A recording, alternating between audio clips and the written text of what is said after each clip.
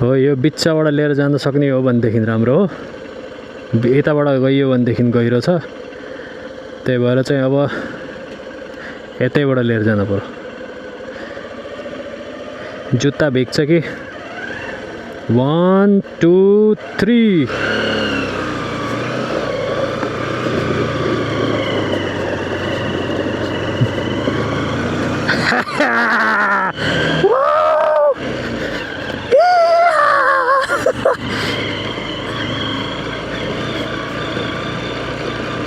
दामी छ है, ठाउँ त राम्रो रहेछ त यार।